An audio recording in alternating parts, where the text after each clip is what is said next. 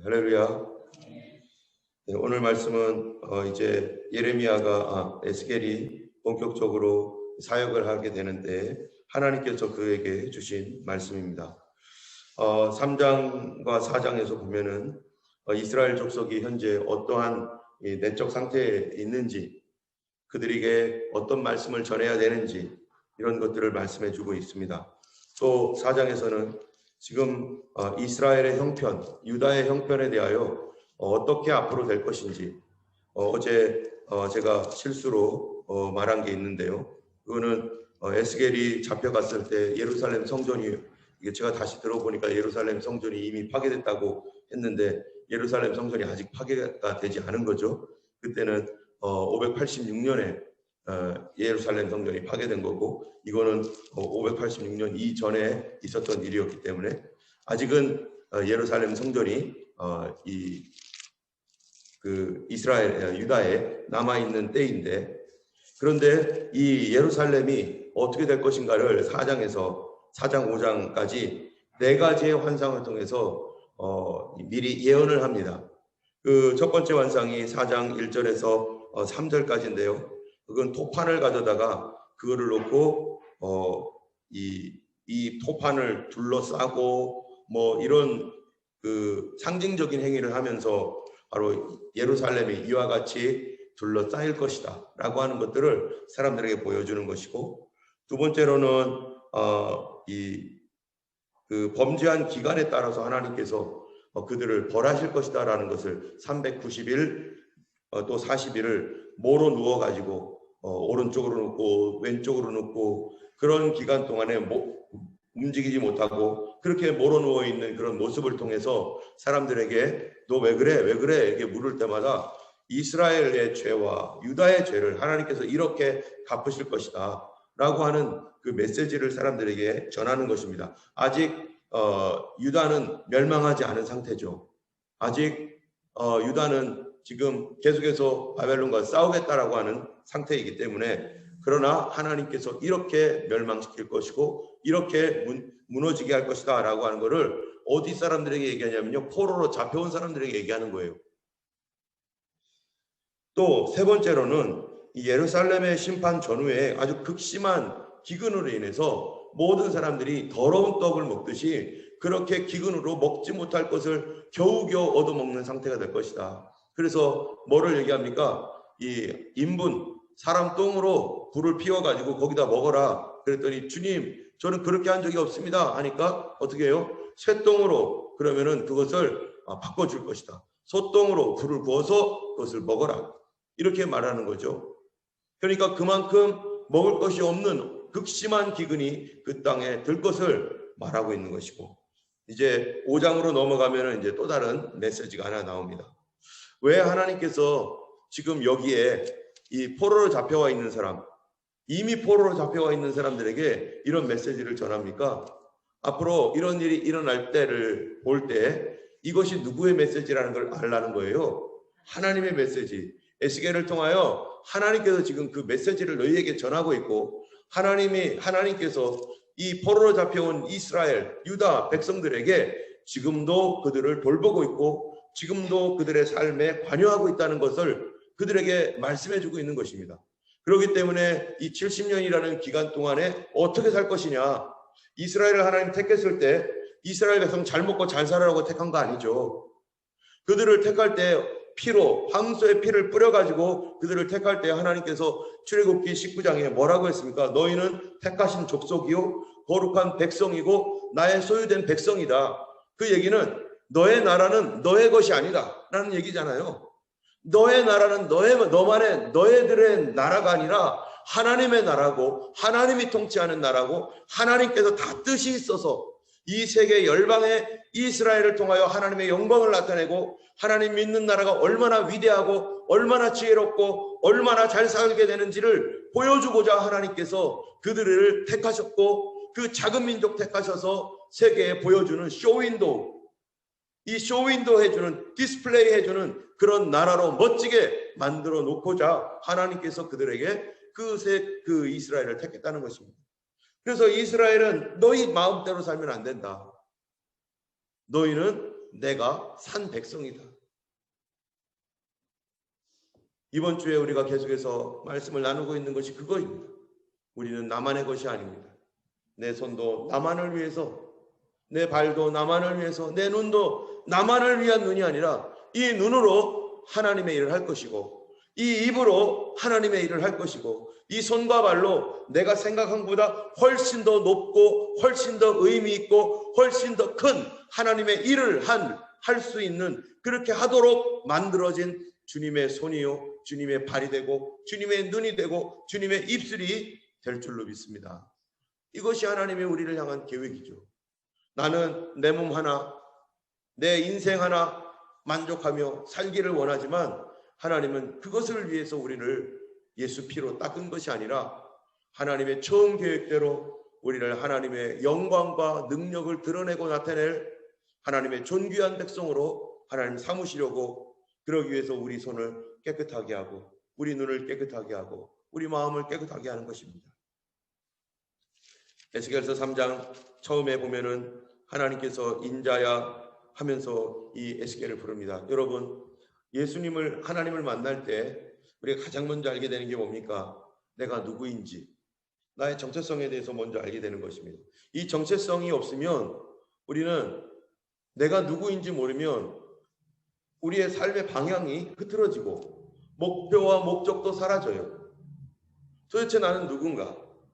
3장 1절에 이 지금 포로로 끌려와 있는 에스겔에게 에스겔이 누구인지를 하나님 말씀하는 겁니다. 에스겔은 이제 나는 포로야. 나는 포로의 삶을 살아야 돼. 나는 이 땅에서, 이방 땅에서 나는 억지로 끌려온 포로야. 여러분, 이런 자기 정체성을 가지고 살면 뭐라고 생각하면서 살겠어요?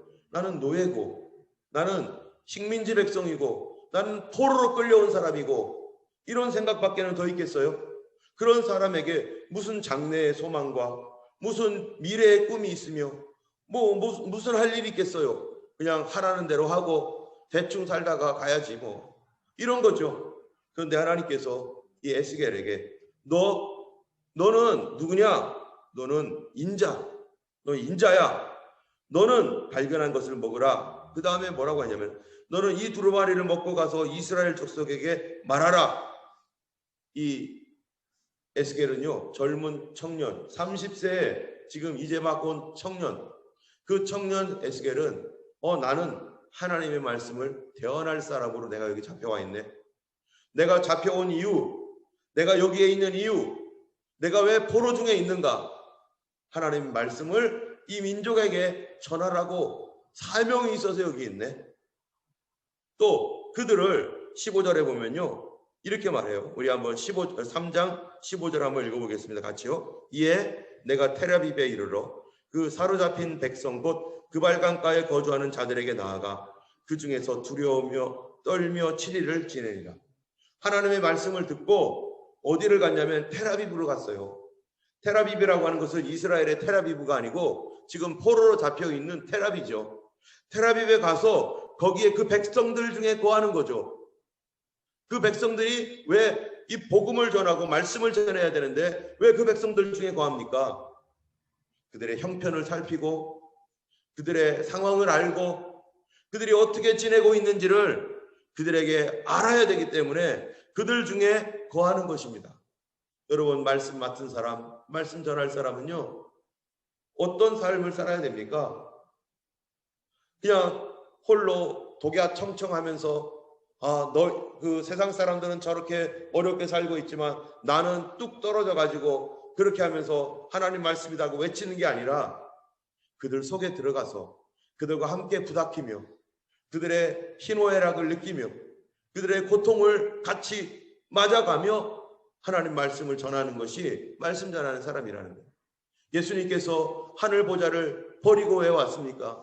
어제 봤던 것처럼 내 생물, 두렵게 보이는 그 내 생물이 있고 그 위에 하늘 궁창이, 두려운 궁창이 있고 또 그 위에 보좌가 있어서 까마득하게 먼, 까마득하게 높으신 그곳에, 에스겔이 볼 때 그렇게 높으신 곳에 있는 그분이 우리를 구하겠다고 하는데 그 높은 곳에서 우리를 내려보면서 아이고 불쌍한 것들 이렇게 한 것이 아니라 그 보좌를 내려와서 그 보좌를 다 버리고 이 험악하고 악하고 이 정말 흉악한 사람들이 있고 거짓말 치는 사람들이 있고 악독하고 싸우고 미워하는 우리들 가운데 거하면서 하나님께서 우리의 형편을 살피시고 예수님께서 우리의 욕을 먹으시고 예수님께서 우리의 당하는 그 어려운 일들을 예수님 다 당하면서 주님이 여기서 뭐 했어요? 여기서 말씀을 전했어요. 여기서 복음을 전했어요. 이것이 바로 임마누엘입니다. 여러분, 선교사들은 어떤 사람들입니까? 임마누엘이에요. 선교사들도 대한민국에서 살면 편안한 삶 살 수 있고 정말로 가족들과 함께 정말 나이스하게 주말을 즐기고 놀이공원 다니면서 아이들 학교 가는 거 문제없이 그렇게 갈 수 있는데 이 선교지로 가가지고 정말로 동남아시아라든지 중동 지역이라든지 아프리카라든지 이런 데 가가지고 이 아이들까지 다 함께 가서 거기서 아이들도 얼마나 고생합니까? 부모님만이 아니라 아이들도 고생하면서 거기에 한 가족이 한 사명으로 뭉쳐서 하나가 되어서 거기에서 복음을 전하는 것, 그들이 바로 임마누엘이라는 거죠.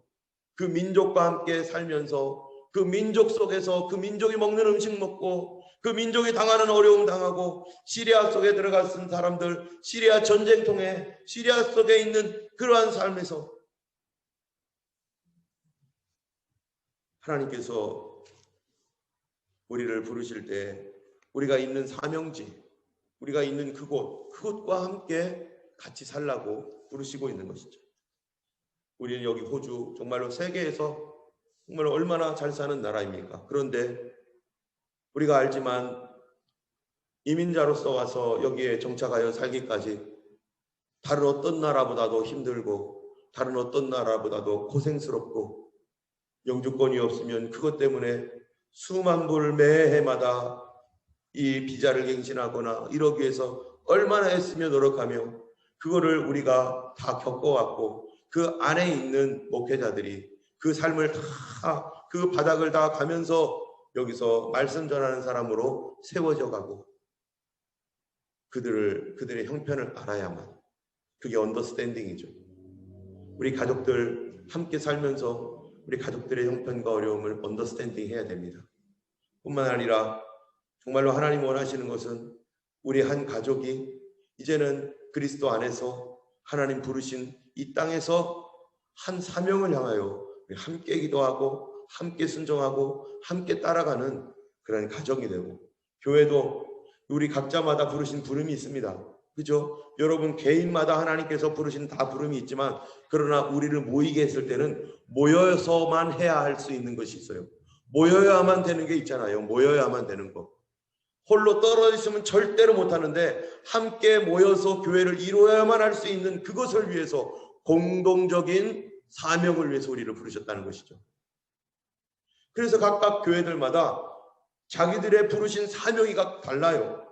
그렇기 때문에 어떤 교회는 이거를 위하여 어떤 교회는 저거를 위하여 그래서 우리 각자는 각자의 사명도 있고 그러나 각자의 사명과 동시에 우리가 교회로 모였기 때문에 교회를 위한 나의 사명도 있는 것이고 각 가정마다 개인마다 교회를 세워나가야 될 사명도 있는 것이고 뿐만 아니라 이 교회는 우리가 각자가 함께 공동으로 하나님의 나라를 위하여 살아가야 할 한 가지의 사명, 목표가 있는 것이죠.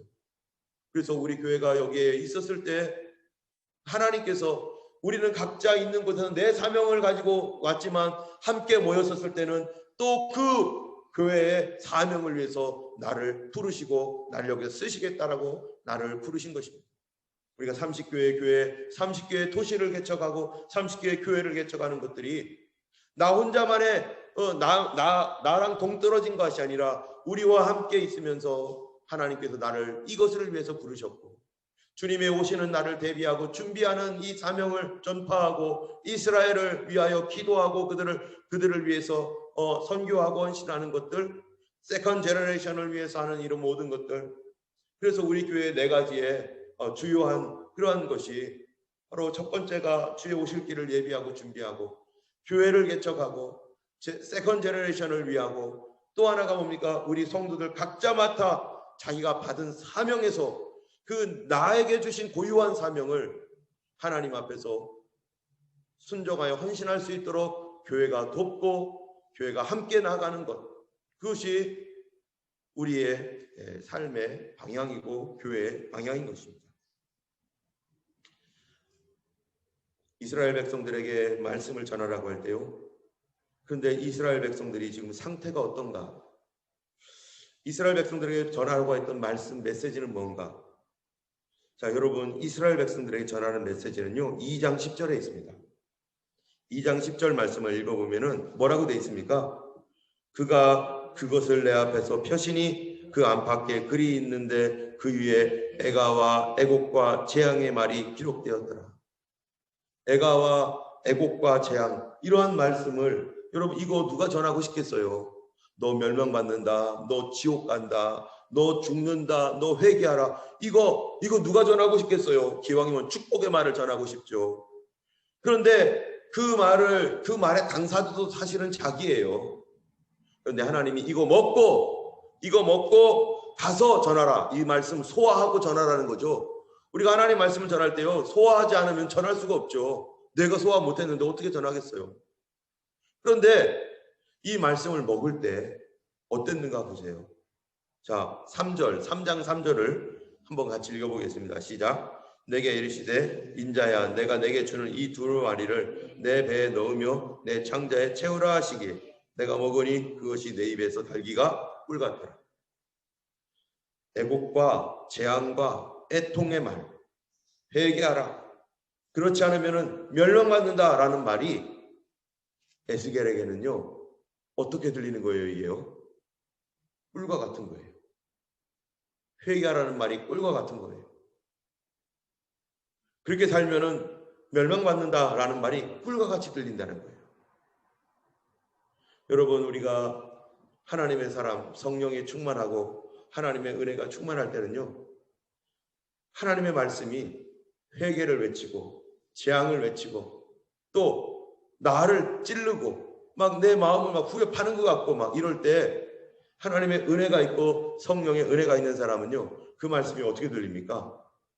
그 말씀이요 아멘으로 들려요. 아멘, 아멘, 아멘. 저도 예전에 그랬던 것 같아요.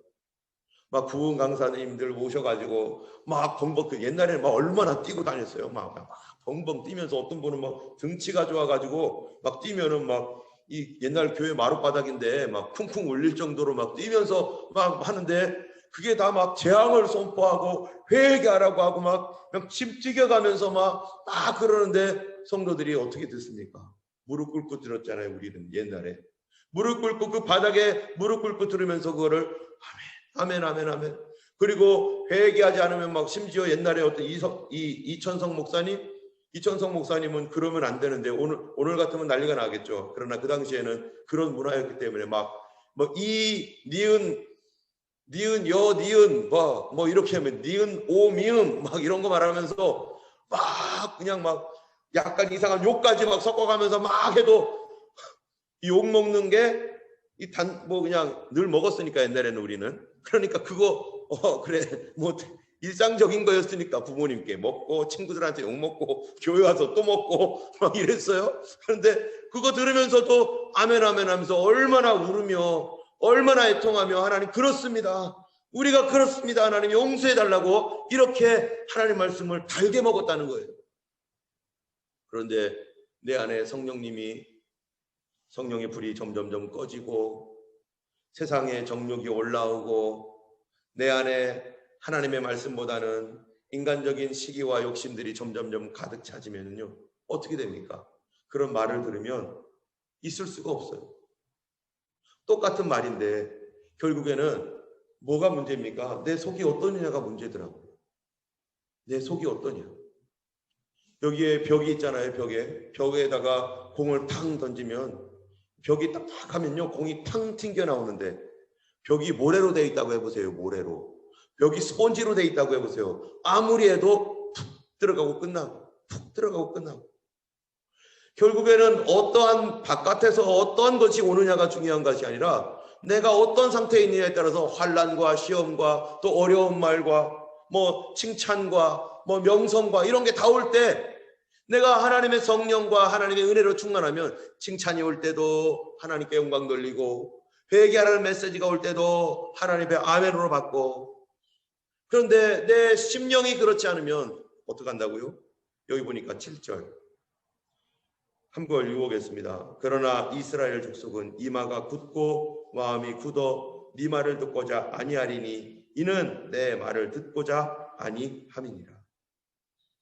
하나님 말씀 듣고 싶지 않다는 거죠.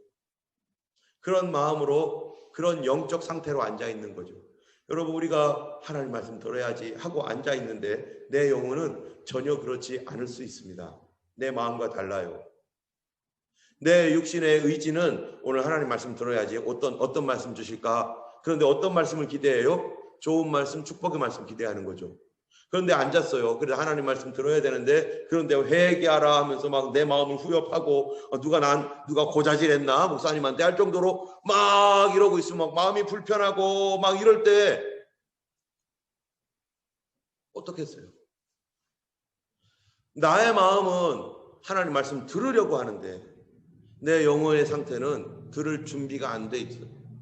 내 영혼이 그만큼 무너졌기 때문에 성령의 은혜가 떨어지니까 귀가 없어져 버리니까, 아까도 우리가 불었지만은 귀가 있어 들을 자 누구든지 들어라. 성령이 외친다. 성령의 말씀도 내 마음이 그만큼 성령의 은혜 안에 있지 않으면 나는 듣고 싶은데 내 속은 막 뒤틀리고 힘들고 어려워요. 저도 우리 다 느끼고 경험한 바입니다. 겉으로는 하하 하고 있지만 저도 예전에 우리 담임 목사님과 한국에 있었을 담임 목사님 막 설교할 때는 어떨 때는 제 마음이 막 불편하고 그런데 얼굴은 아닌 것처럼 하고 내 영혼이 어떻다는 거예요. 내 영혼이 들을 상태가 아닌 거예요. 그거를 보면서 어떤 사람은 씩씩거리며 나가지만 어떤 사람은 어떻게 합니까? 하나님 앞에 나를 알게 되는, 하나님, 내가 이 말씀을 소화할 수 없는 사람이구나. 예전에는 이 말씀 들을 때도 기쁘고 달게 듣고 즐겁게 들었는데 이제는 내가 그럴 능력이 없구나. 내 속에 그럴 내 영이 아니구나. 그거 가지고 어떻게 해야 됩니까? 하나님, 내가 이 말조차 들을 수 없는 그런 영적인 상태로 빠져버렸습니다. 하나님, 나를 용서해 주세요. 이런 사람에게 소망이 있는 거죠. 그런데 이스라엘은요, 듣지 않는다. 왜 듣지 않습니까? 주님이 이렇게 말씀해요. 내가 너를 언어가 다른 사람들에게 보내는 게 아니다. 만약 언어가 다른 사람에게 보내면 그 사람들이 들었을 것이다. 여러분, 그런 적 있나요? 요나, 언어가 다른 니느웨 사람들에게 원수 나라가 가지고 복음 전했어요. 그랬더니 회개하는 거예요. 또 그런 적이 있나요? 나아만. 이스라엘 백성 어느 누구도 엘리사에게 오지 않았는데 유일하게 나아만한 사람이 문둥병 고침 받았다. 왜 이스라엘에 있는 그 환자들은 하나도 못 고침 받았는데 왜 그 사람만 고침 받았느냐? 언어가 다른 사람에게 전하면 그들은 들을 거다. 사르밧과하고 시돈 땅에 살고 있는 사르밧과하고 엘리야가 그 이스라엘 내에는 과부조차도 엘리야를 받아줄 사람이 없는 거죠. 시돈 땅에 가서 야, 그거 빵 먼저 나에게 주고 그 다음에 당신들 먹으세요. 이 말을 순종하는 거예요. 말씀 전했더니. 우리가 하나님 말씀을 받고 그 은혜도 체험하고 하나님의 거룩한 성령의 역사도 경험했는데 은혜가 떨어지고 타락하잖아요. 누구보다 더 악해져요. 불신자보다 더 악해집니다. 안 믿는 사람보다 더 표독스럽고 안 믿는 사람보다 더 매정하고 안 믿는 사람도 안 하는 일을 하고 하나님의 백성이라고 했던 사람들이 성령 떠나고 믿음 떠나고 영적으로 다 파괴되면 차라리 안 믿는 사람이 나을 정도로 그렇게 악해지죠. 교회가 타락하면 중세시대 때 어땠습니까? 안 믿는 사람들보다 더 못하고 교황이라고 하는 사람들, 교회 주교라고 하는 사람들, 얼마나 욕심쟁이, 얼마나 술주정뱅이, 얼마나 표독하고 사악하고 얼마나 수천노였습니까? 그런데 그런 족속도 그래도 하나님이 내 백성이라고 또 회개하라고 듣든지 아니 듣든지 외치라고 말하고 그리고 그들을 심각한 환난 가운데 던져서라도 그들의 껍데기를 벗겨서라도 그들을 회개시켜 다시 하나님의 거룩한 사람으로 울며 통회하며 돌아오도록 하나님이 계속해서 뭐 하고 계시는 겁니까? 일을 하고 계시다는 거예요. 그게 감사한 거죠. 나를 놓지 않고 나를 포기하지 않고 오늘도 일하시는 하나님. 우리의 마음이 얼마나 무너졌는지 이 시간 우리가 함께 하나님 앞에 찬양하고 기도할 때 주여 우리를 용서하여 주시고 주님이 십자가를 지심으로 우리를 구원하셨습니다.